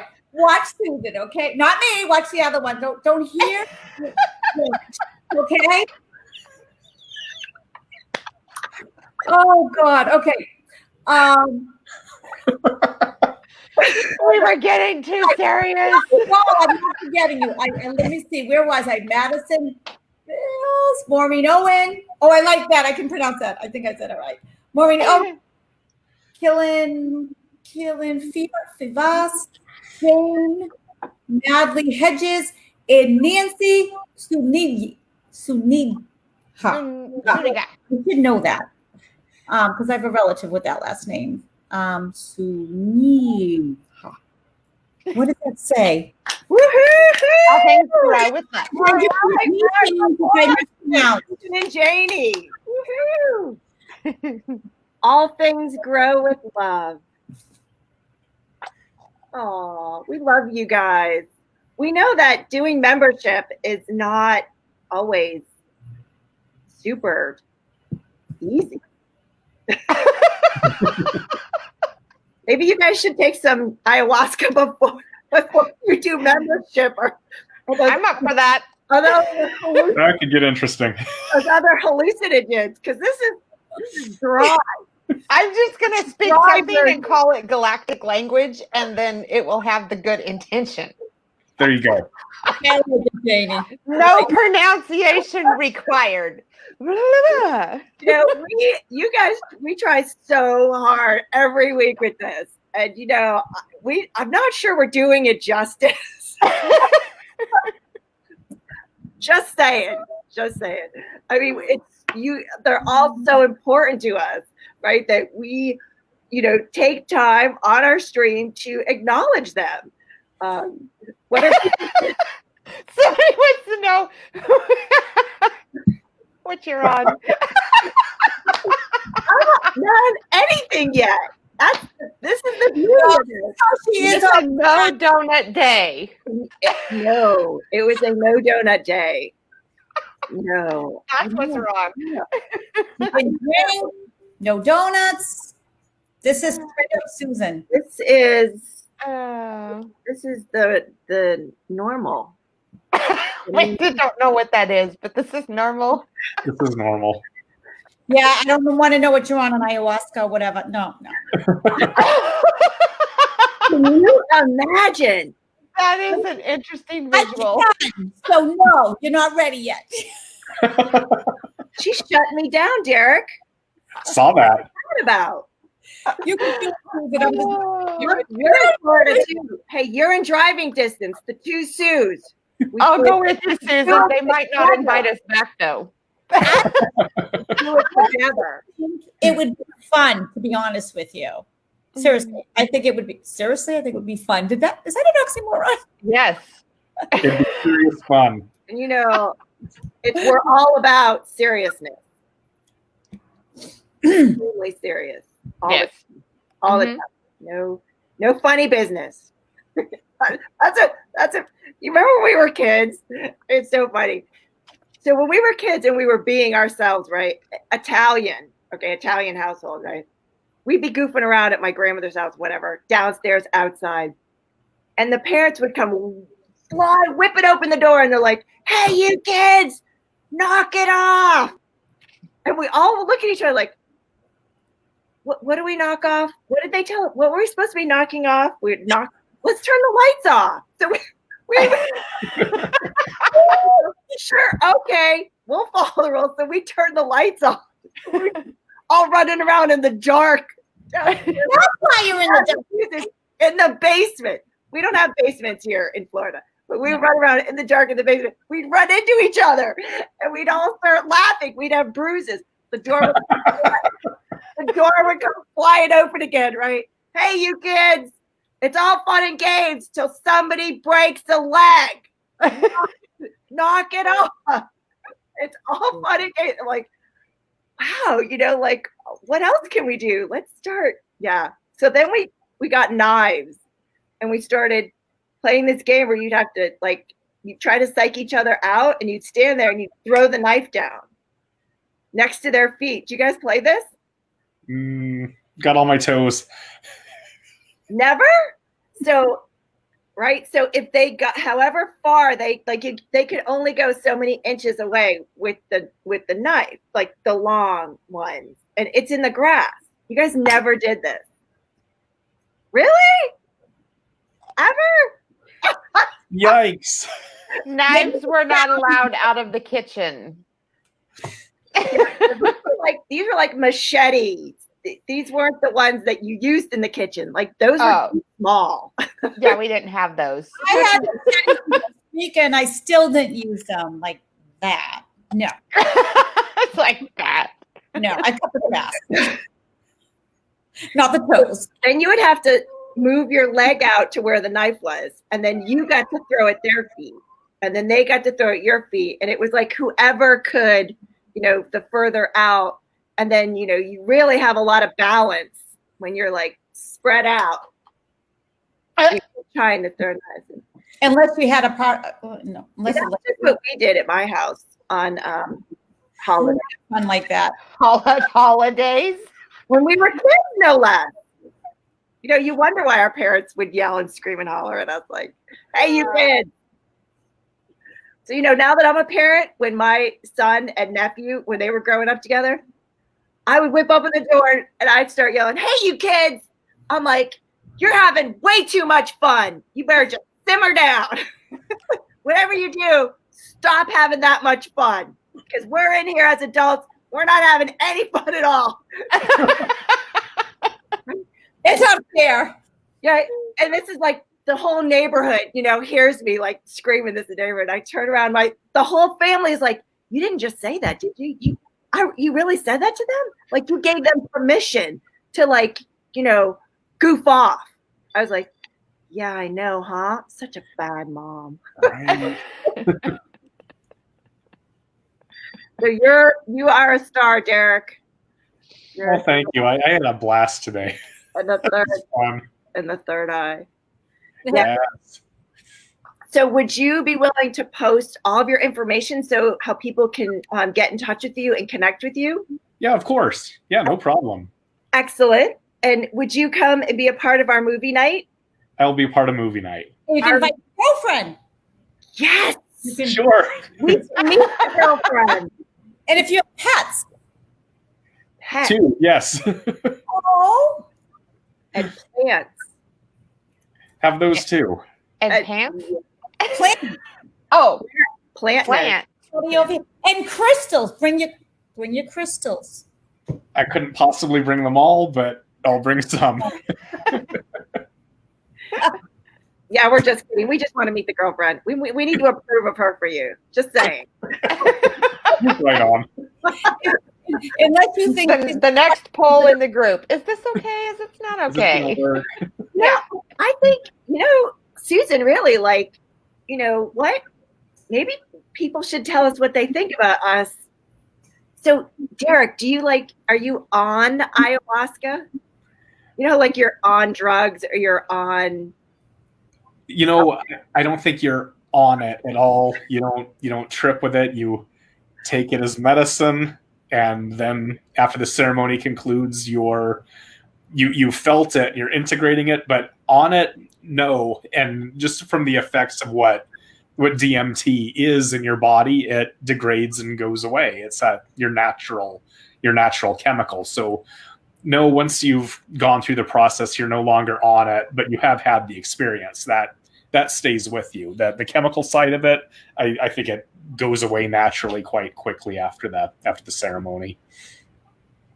Yeah, Susan, I already we're going to need chaperones. I think we need chaperones as it is. Isn't it? Nick's in charge. My 18-year-old, yeah, he's in charge of us, right? Like we're gonna need a chaperone who knows his stuff, right? Yeah. So I think people should vote, or give us some feedback if they feel like they want us to experience it, and maybe we do it Friday at 5.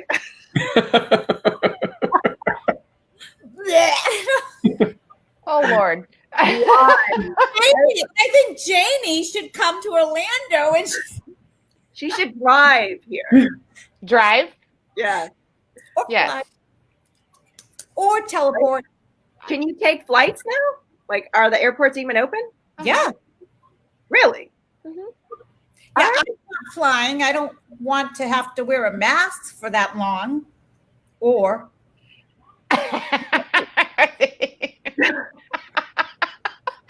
So there's a funny story about that, Derek. Let's hear. Janie is a mask manifester. Oh. if I have to wear one, I will wear this one.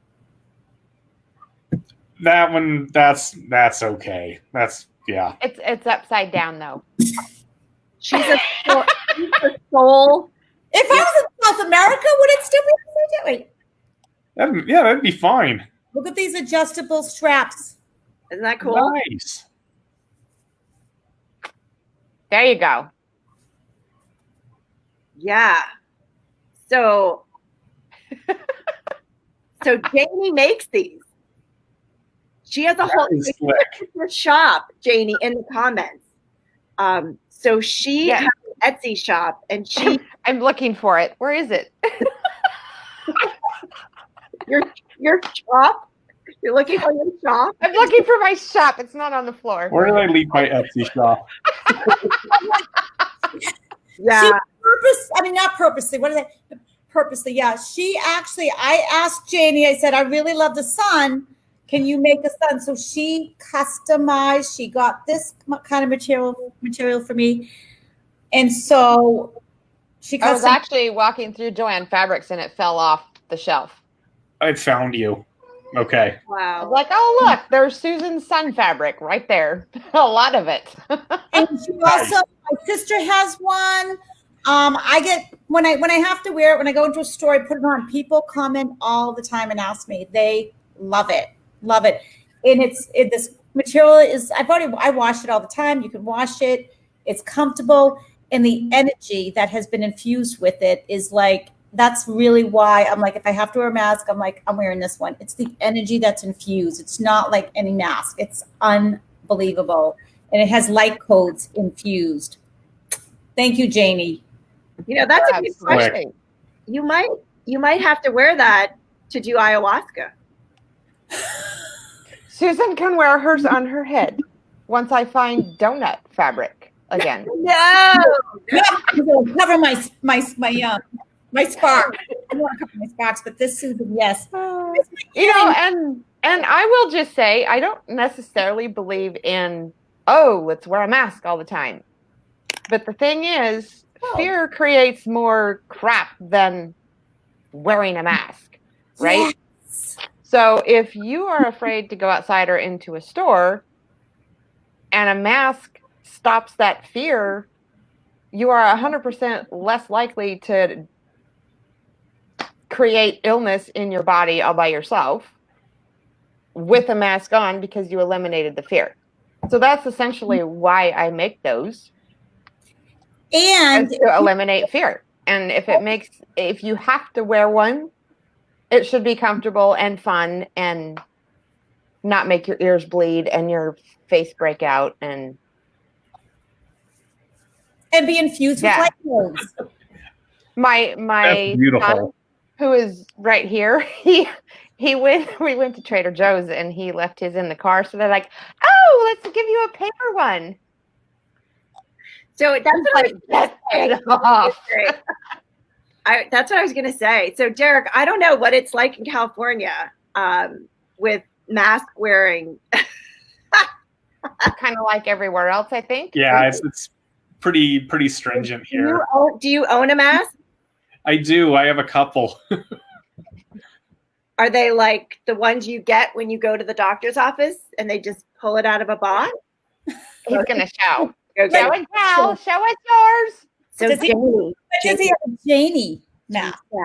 you guys. I go cowboy style. Oh, So I got this guy. He's a bandit. You Yeah. need a Janie mask. I'm a bandit. So you get a handkerchief. you need your sunglasses after that. Yeah, right. So if you were to choose a certain design and have it custom made, what would you choose, Derek? Ooh. Maybe I'd want something like Greek, pod. Egyptian, or South American. I wear my this Ooh. guy over here. Is that a That was beetle? Is that an eagle or a beetle? it's a beetle. It's a scarab. A scarab, yeah. Oh, it is a beetle. This one actually spent the night in the sarcophagus of the Great Pyramid in Egypt. An Egyptian artist made this, and he does about 12 a year, and he puts it in the sarcophagus in the Great Pyramid once a year when he makes them. So this one's special. Something like that. Wow. Wow, Janie, what if you could get your fabric to spend time in the sarcophagus? I Or need to you get go my back. teleportation on. Right? Yes. And I don't I think it was a sarcophagus at all. I think it was a chamber, like an ascension chamber kind of thing. No one was buried there. It was a ceremonial, and for different practices, it was a spiritual tool. Cool. Yeah. No, all right, Janie, get on that fabric. Yeah. Right? That adds a whole new element to this game we're playing. I dig that. Yes. Get your mask. Yeah, so I haven't actually gotten a yes that it's required for me. So when Nick and I go to different kind of facilities where it's required, they normally have them there. So I'm up to 8. I have 8, and Nick has 7. So I got this whole, you can't put them in the same place, Mom, because like your stuff would like, get on my stuff. And I'm like, I'm gonna jump off get and in land there. on his. Yes, it's this whole cootie thing. And I'm like, you know how to demolecular manifest this stuff. Like, just like get rid of it. No. He goes, when you put it in your purse, I'm in one section and you put your mask in another section. So he has his in the glove box, and his are not allowed to be in the center console with mine, and mine are not allowed to be in his. Wow. So my mom gets in the car. My mom's like, "Oh, I need a napkin." I'm like, "Yeah, it's in the glove box." She pops with it. All these masks start tumbling out. She's like, "What are we using masks for? Napkins now in this car? Like, what is this going on?" So we had no napkins, but we had. That's why he has one less, because my mom needed it as a napkin. Oh, wow. Wow. Maybe you want it back after that. Yeah, no. But it was hysterical. You could just imagine, what that whole thing was happening. But yeah, so cool. Well, can you guys think of anything else? Last minute thoughts, feelings, emotions. We'd like everyone to vote for your favorite movie. Let Susan and I know if you think we should go do ayahuasca together. Let us know if we're in Florida and you'll chaperone us. We'll take volunteers, chaperoning volunteers. Want to go the event, maybe?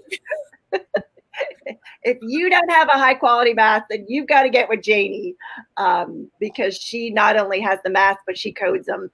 So Janie's going to have her information in there.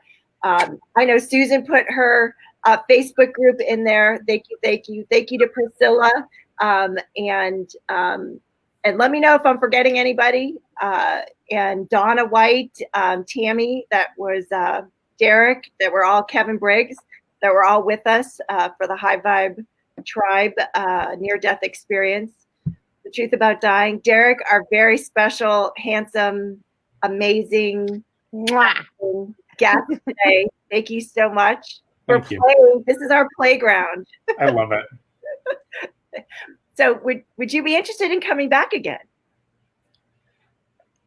I had a blast. I would love to come back again. This was fun. That took way too much time. There's a humongous pause there. Yeah, no, I'm honored. I'm flattered to have me back.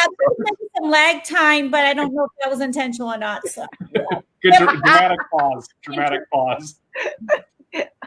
Oh, is that what that was? No, I'm flattered. I'd love to come back. This was so fun. We would love to have you play with us.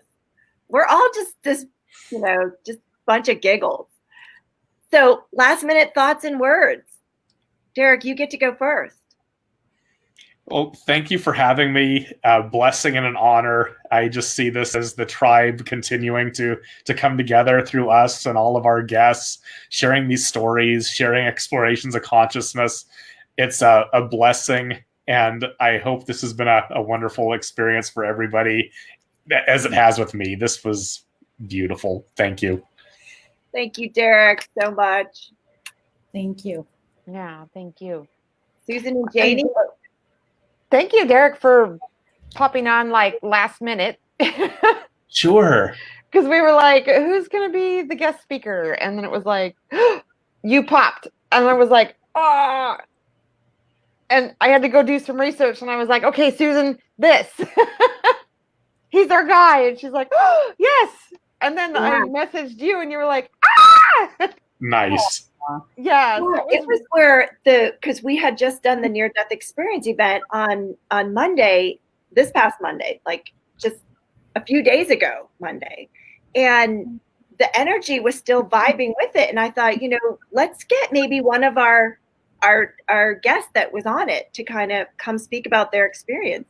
And you were the one who popped of like all the people that were in the event. Janie's like, that guy that was in the red shirt, what? Like I could see you and I was like, I'm trying to visualize your little name tag thing. It didn't say Derek again. I'm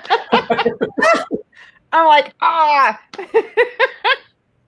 Yeah. Yeah, thank you. That came together for a perfect reason. Synchronicity. Yeah. Synchronicity. Thank you. Yes. Thank you. Thank you, everyone, for joining us.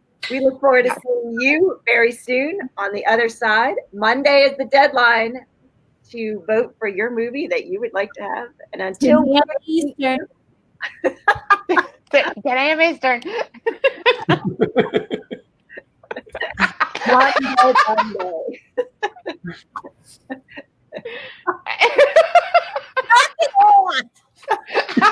Knock it off. Stop it. Oh my goodness. No comment. We're trying to wrap this up. It's not working very well. I know. I have a 4:00 appointment. That's like in 2 minutes. Well, until we get to meet you in person someday, ciao for now. Mwah!